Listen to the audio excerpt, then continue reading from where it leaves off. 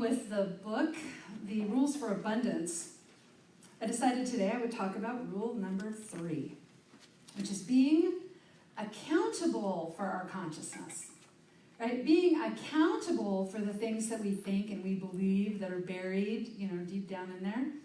We're not always taught that we're the ones who are supposed to deal with that, right? We think other people should change. That's what happens sometimes.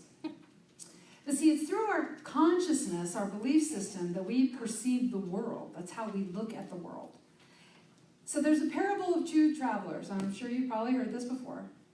But there's this city, and one morning, this wise old man decides to wander out the gates of the city and kind of off to the side, off the road, to sit by a little stream, and he's just going to enjoy the peace and quiet of nature. And he looks down the road, and he sees a traveler. And the traveler is headed straight for the gates of the city. But when the traveler spies the old man, he decides to take a little detour and go talk to the old man. And he tells the old man, good morning. So I'm from, a city about 6 hours walk from here, and I'm looking for a new place to settle down. And I wondered if you could tell me about your city, because I'm looking for a city where the people are friendly, and there are abundant opportunities, and there's just this generosity of spirit that is everywhere present. And the old man says, well, why don't you tell me about the city where you just came from? And he said, oh, well, it was really rough there. The people were really rude. There were not any good opportunities. And, it just was really hard to be there. It was very unpleasant. Everybody was so unpleasant. And the old man says, well, it's pretty much the same in this city too. And so the traveler, he just walks around. Well, pretty soon there comes another traveler down the road, again, headed straight for the gates of the city. But then he sees the old man sitting off to the side by the little stream, and he detours down there, and he says, well, good morning. Good morning. I wonder if I could ask you about this city. You see, I'm traveling, and I just want new experiences, and I want to go to a city where there's generosity of spirit, and the people are friendly, and there's abundant opportunities available. And I just want to know, is that what this kind of city is? Can you tell me about this city? The old man says, well, first, tell me about the city where you just came from. And he said, well, it's about a 6-hour walk from here, and it was amazing. The people there were lovely, generous of spirit. There were wonderful opportunities. In fact, I would settle down there, except really I want to do some traveling right now. I want to meet new people. And the old man says, well, I think you'll find people are just like that here too. Just like that. How do two different people experience the same external condition in such a different way? How does that happen? Right? And every single one of us have had that experience with somebody.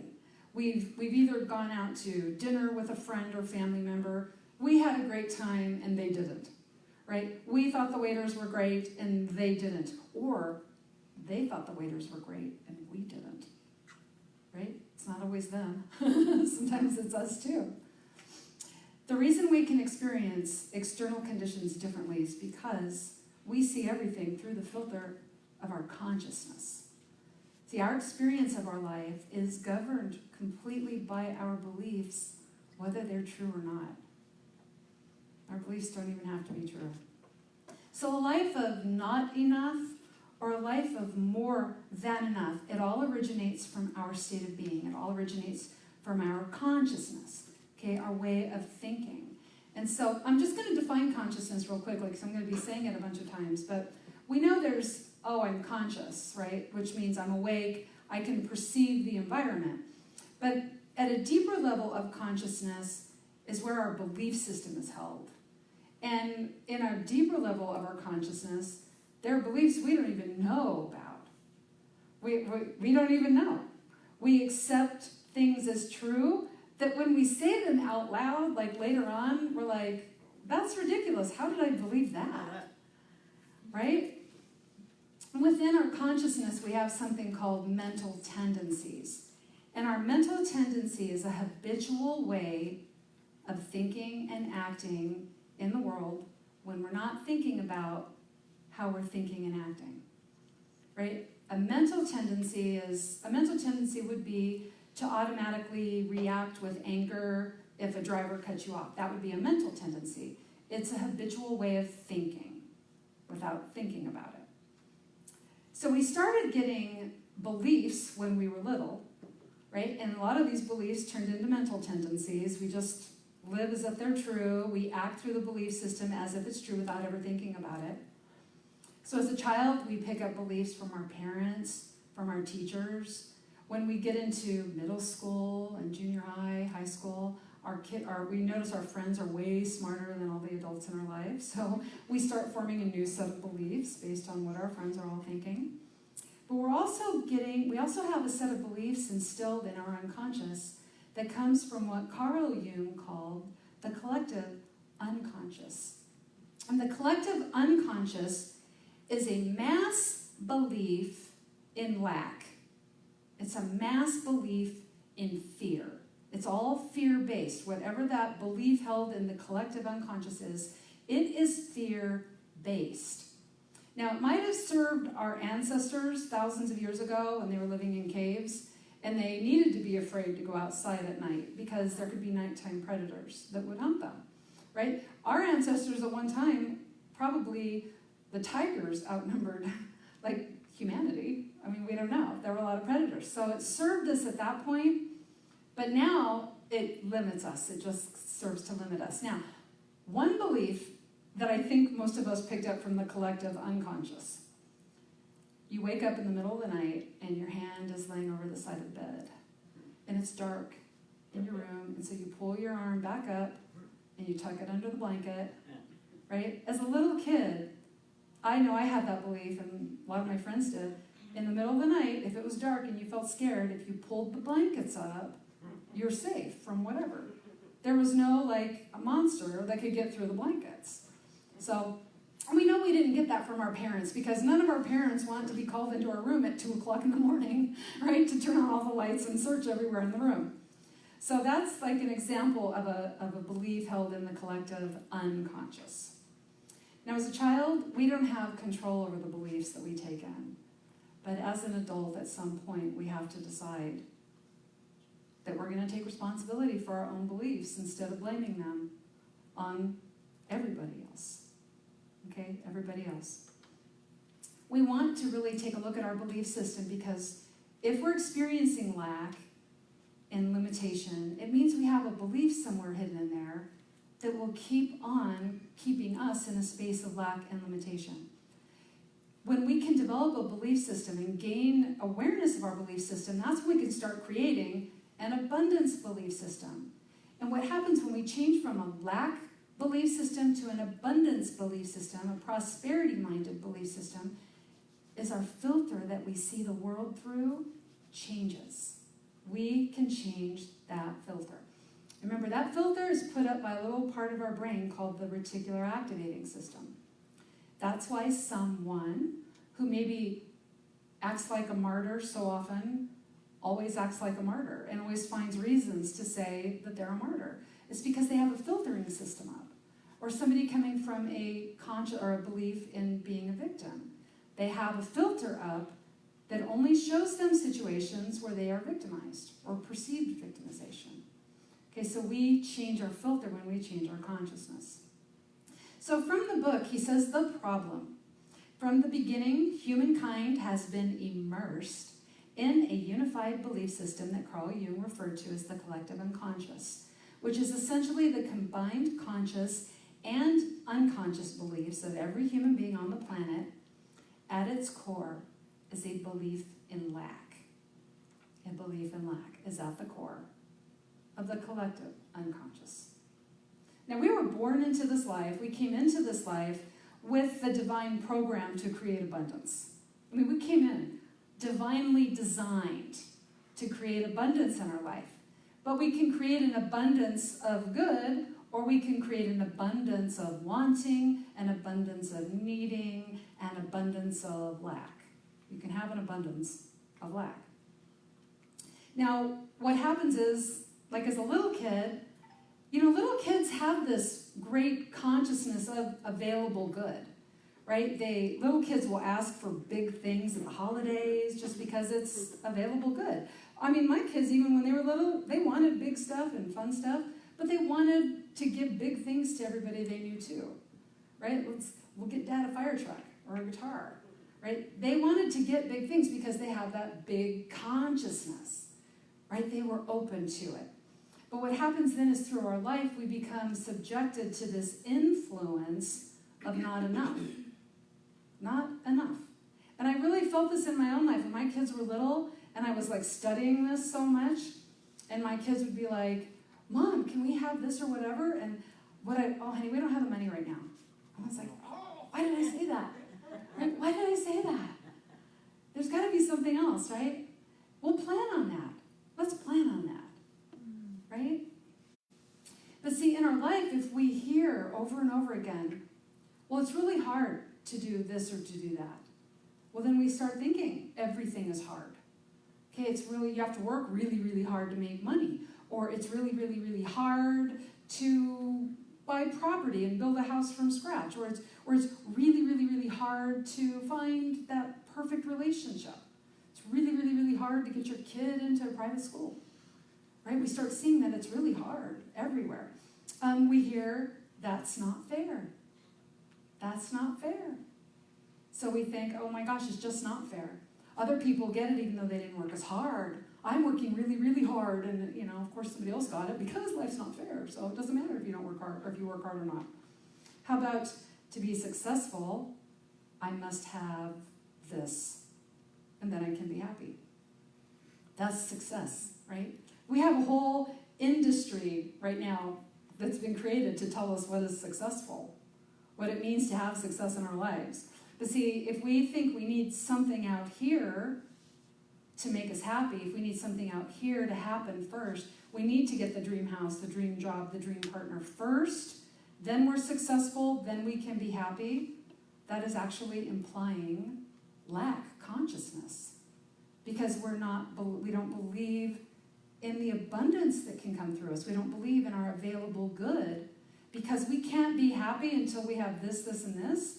Or abundance consciousness is about being happy first, because that good is coming through us. We are experiencing the love, the joy, all the good first. We have to experience first what we want to bring into our life. That's why we can't get it from out here. So this industry built on telling us what success is really teaching people to look outside of themselves for joy, for good. And I know I have thought something out here will solve all my problems first, right? Like this new Fossil handbag, right? If I get this handbag, I can remember back when Mervyn's used to be in Redlands, there was this purse there that, I don't know why, it reminded me of Indiana Jones. Like, I just loved that purse, and I was like, if I have that purse, my life will be great. It will be great. And I got it, and I felt great for days and days and days, and then my life went back to the way it was. Again, I was like, well, what do I need now? What do I need to get now?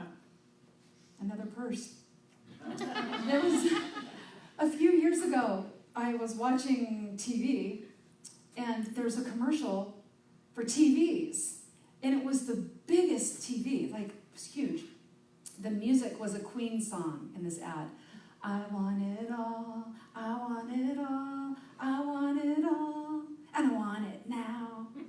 And I was like, they're telling us we have to have all this now, right, so we can be happy. And we tried that too. We got a pretty big TV, watched The Incredibles on it, and I was like, wow, everything's so big, right? It was pretty amazing. But you know what? The stuff is not what makes us happy, right? And that's coming from our belief system. In our consciousness, somewhere, there is this filter running. There's a program saying you need this and this and this to be happy. And if we're doing that, you know what? We're just going to keep filling our house up with stuff, and we're never going to be able to really, truly be happy. We're never going to really get to live our authentic self. We're not really going to ever get to a point where we love the life that we're in, where we love the package of our body, our relationships, and our life in general. We won't get there if we keep looking out here for stuff. All right? Now, this industry The success industry, they also put out a lot of formulas. There's a 5-step formula for success and happiness, or a 1-week formula for success and happiness. But again, those shortcut formulas are all based on a belief in lack, a belief in limitation. Or to really create a great life, I'd have to work hard and put in some effort for that. So I'm going to pay $49 for this 5-step formula so I can just do it really easy. Just do it really easy. Okay. We cannot change anything in 5 easy steps. Okay? If you've ever tried to lose weight in 5 easy steps, did that happen? Right? How about bodybuilding? Is there a 5-step formula in a week you could become like a great bodybuilder? Like, I'm ready now. Like, I'm off to the show. How about having a child? 9 months. 9 months is what that takes. And then another 23, maybe 24 years.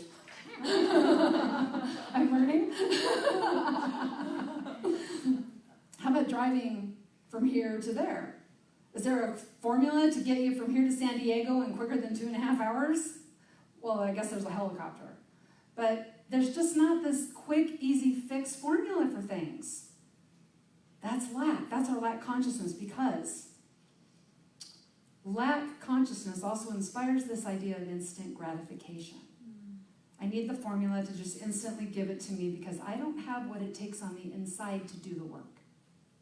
That's what that belief is, in that instant gratification. I don't have what it takes. But we do. We do have what it takes. The next principle. Your consciousness alone determines the degree of abundance that is yours to claim.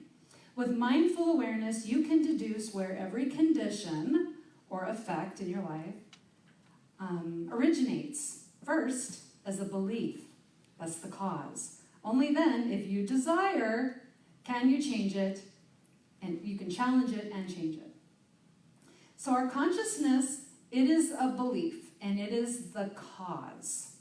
It's the cause behind whatever we're experiencing right now. We have a belief that got us right here, right now.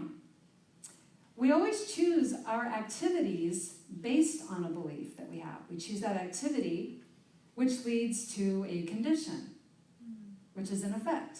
So you can see how our beliefs create, like, the condition, right? It's cause, what we're thinking, effect, what we just did to be right here, right now.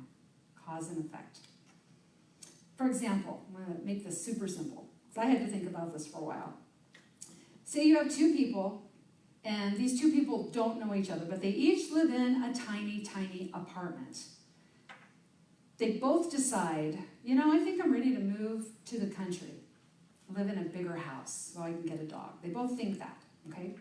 The first person sits on their couch in their tiny little living room, and they think, man, I've lived in this apartment for a long time. It's very small. I would love to have a dog, maybe a baby donkey, and I want to buy a bigger place in the country. But housing prices are kind of weird right now. Yeah, they're kind of skyrocketing right now, and I don't like how expensive houses are. I could look online, but I'd probably just see that they're expensive. And look at all the stuff I have. I'd have to declutter. I'd have to sort stuff out. I might have to actually get rid of some stuff. I don't want to move all this stuff with me where I go. This is so much here that I don't need or use. Oh, I've got to pack. Moving is really, really hard. I can't even think about this right now. I want to watch Netflix for a little while. Okay?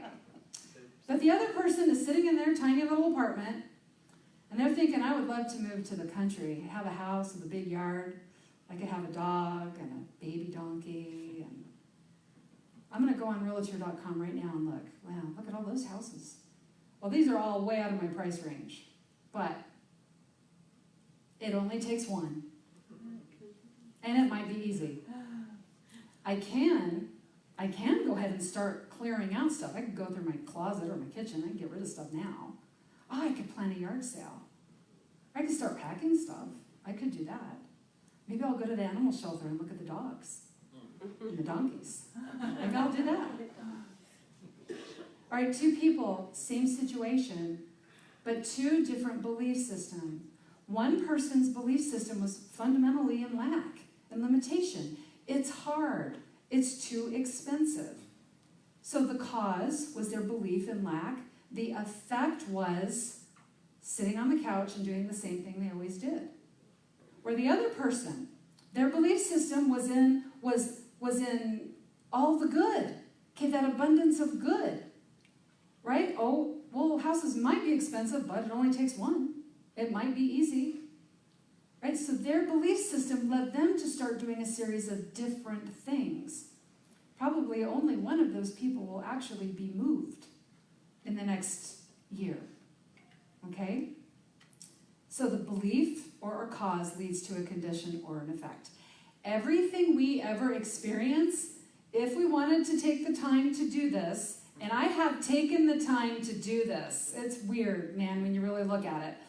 Every experience, I would write down what I was feeling in that moment. I'm like, okay, where did that come from? And I could track it back to either a limiting belief or a prospering belief. Right? But I did it one time. I just committed to 7 days. I was just going to do it and see what happened. You learn some really weird stuff about yourself. You do. And some interesting stuff. Okay, so you've ever heard of as within, so without? That's the law of correspondence, which is in a lot of spiritual teachings, the law of correspondence. As within, so without. As our beliefs are, so we're creating our experience. And this is about a mental equivalent.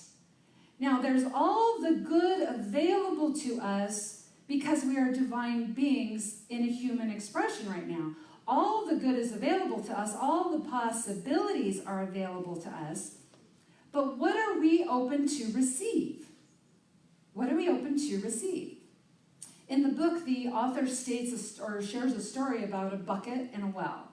And imagine that there's a well, and you can dunk a bucket into it, and you can get out all the good you can imagine.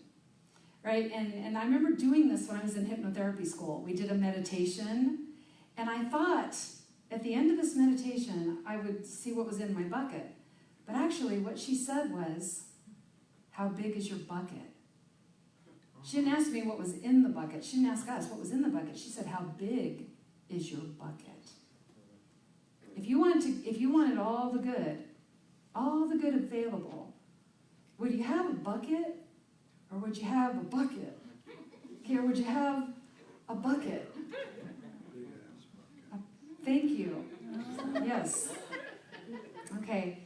See, it's not about what's available to us. It's about what we are capable of receiving.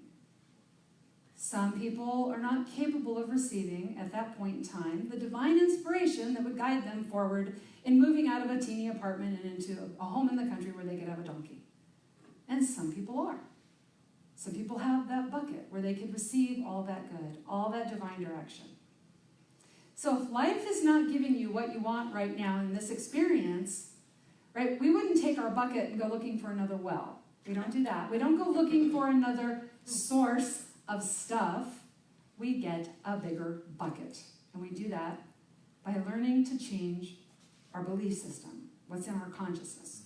He says next, the practice when it comes to creating and sustaining an abundance consciousness, slow and steady wins the race. The practice is to start where you are and pace yourself. As previously stated, you can't change in one day what took a lifetime to create, but it is possible to change. Some of these beliefs, we've had them since childhood. All right, in the last year, I will tell you, at least one time, I've woken up in the middle of the night with my arm hanging off the side of the bed, okay, me, an adult woman, and I pulled my arm up over the side of the bed, tucked it into the blanket where it would be safe, because of that unconscious belief system. And I remember laying there thinking, don't laugh at how silly that was, or you're not going to be able to go back to sleep. So we want to ask ourselves, really, just this is how we change it. We first of all become aware of our mental tendencies. How do we tend to react in this world? We know how we tend to react by how our buttons are pushed. Okay, when we get triggered, what does that look like? When we get triggered, what does that look like? Okay, we can ask ourselves, do I really believe I'm worthy of abundance? Do I? Because I'll tell you, you're all worthy of abundance. We all are. But if we have a belief stuck in there, it says, I'm not worthy of abundance. If you ask yourself that question, you'll feel it. You'll feel it. It'll just feel like, oh, you'll get a knot in your stomach or a knot like right here in your chest. And you can call me and I'll tell you, you are so worthy. You're so worthy of abundance. Don't sit in that, right? Don't sit in that scariness. But we ask ourselves these questions and it gives us awareness. It gives us awareness. You know, a computer can receive bad programming and it won't function right. And if we receive bad programming, we will know it also. We'll know it. Because feeling bad, feeling like a victim, or feeling unloved, or feeling like unconnected to people, or feeling lost, all of that is not in alignment with our divine nature. That's why it feels bad. That's why it feels sad for us.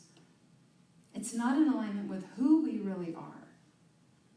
So when we're opening to abundance, which is allowing Source to work through us, like in the greatest capacity possible.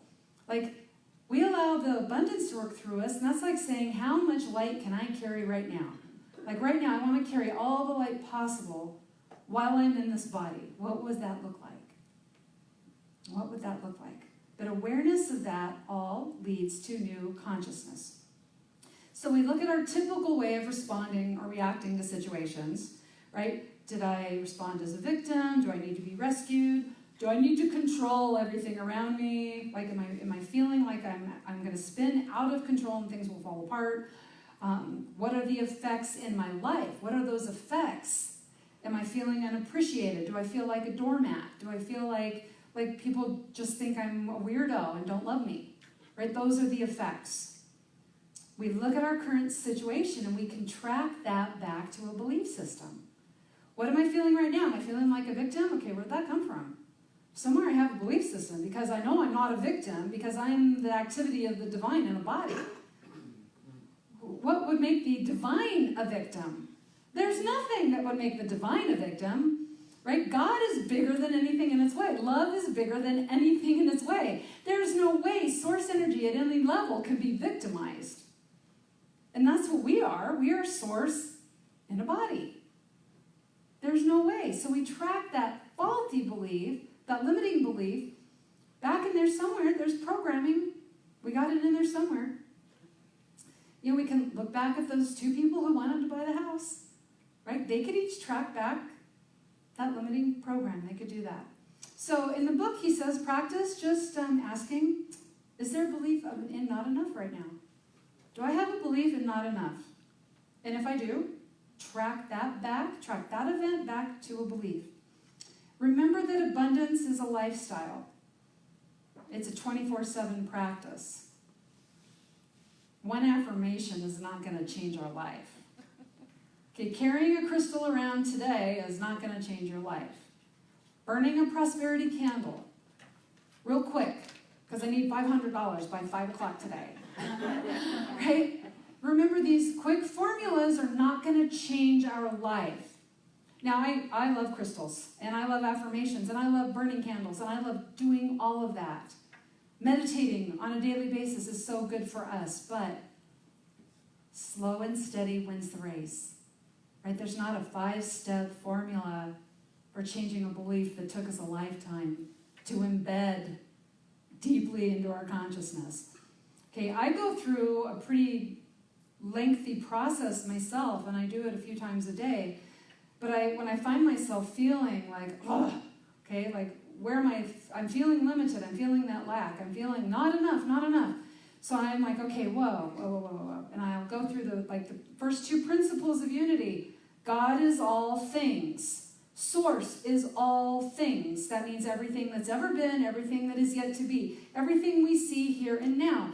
Everything first comes from Source energy. Some of it, all the molecules change into things that we can see and knock on. Some of these molecules and cells turned into people.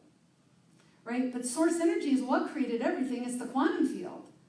It created everything. It is a creative substance. It is a consciousness of creation. And it is also working through each of us. God made everything. That means me. Okay, let's do that. That means me. that means me. Okay? Then the next thing I will say to myself is, okay, God is all things, that means me.